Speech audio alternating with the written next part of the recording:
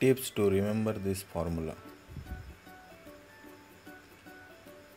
तो आज हम लोग देखेंगे एक टिप्स है जिसमें ये जो स्टार कनेक्शन, तो जनरली सबको मालूम है स्टार कनेक्शन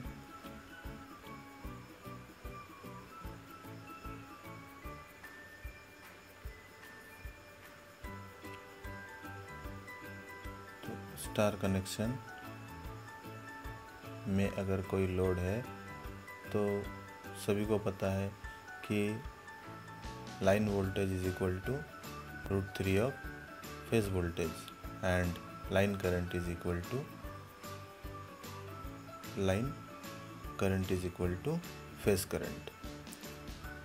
ठीक, तो होता क्या है कि जब हम न्यूमेरिकल में छुड़ाते हैं तो कंफ्यूज हो जाता है कि VL is equal to √3 VPH या IL is equal to √3 IPH। ठीक, तो दूसरा और जो है, जब ये डेल्टा कनेक्शन होता है तभी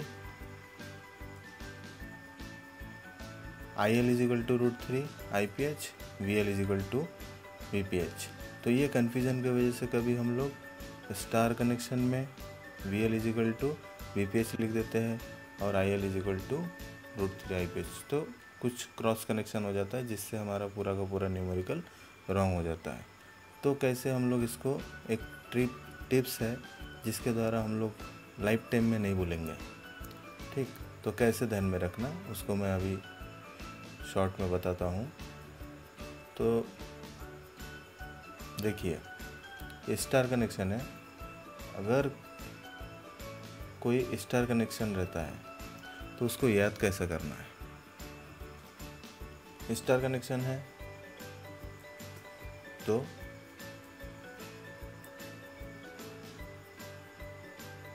देखो,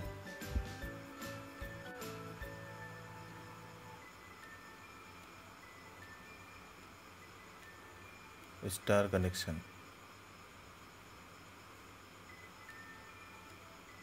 तो स्टार कनेक्शन में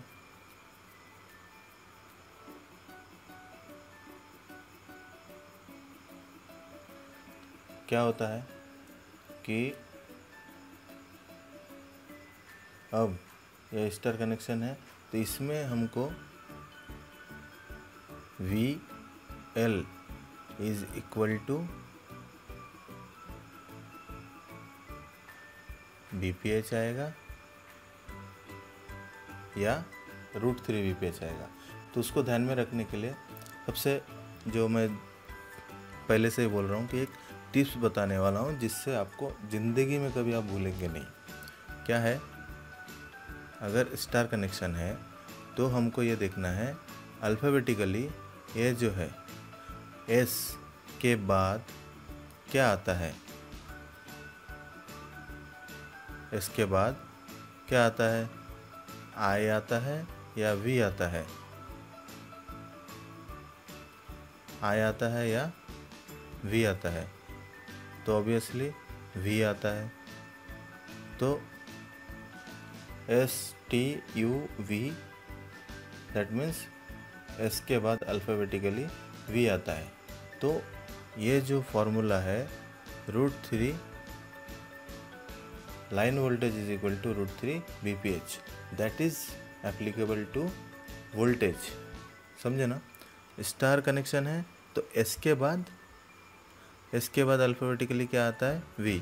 तो वो जो फार्मूला लागू होता है V पे लागू होगा, VL is equal to √3 VPH and जो करंट है वो इक्वल रहेगा, IL is equal to IPH।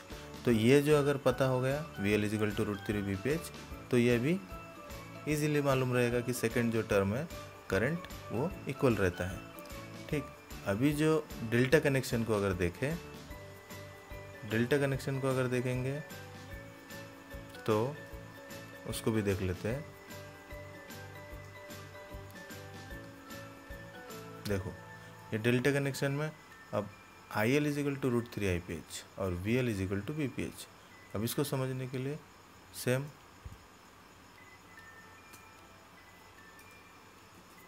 देखो, डेल्टा कनेक्शन,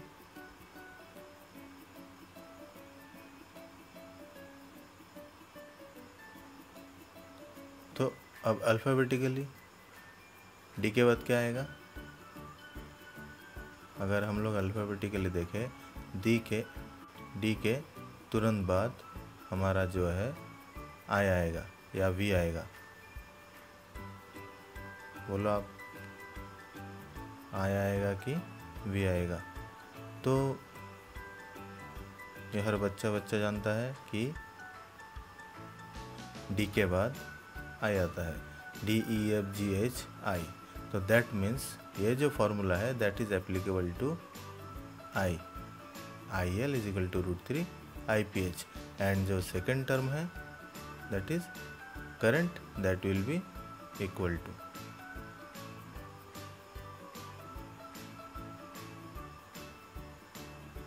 तो इस तरह से आप अगर ध्यान में रखेंगे तो ज़िंदगी में ये कभी गलती नहीं होगा, आपको कभी भी कोई डाउट नहीं रहेगा और बेझिझक आप इसको कहीं पे भी अप्लाई कर सकते हैं।